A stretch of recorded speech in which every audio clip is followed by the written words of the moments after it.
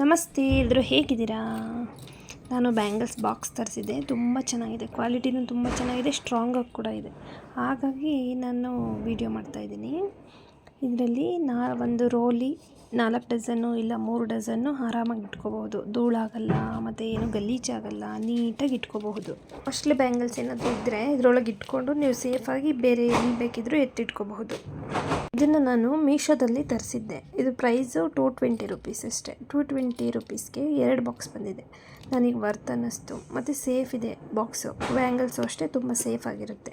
ಹಾಗಾಗಿ ನಾನು ಈ ವಿಡಿಯೋ ಮಾಡ್ತಾಯಿದ್ದೀನಿ. ನೀಟಾಗಿ ಒಂದೇ ಕಡೆ ಬ್ಯಾಂಗಲ್ಸ್ನೆಲ್ಲ ಜೋಡಿಸ್ಕೋಬಹುದು. ನನಗೆ ಇಷ್ಟ ಆಯಿತು.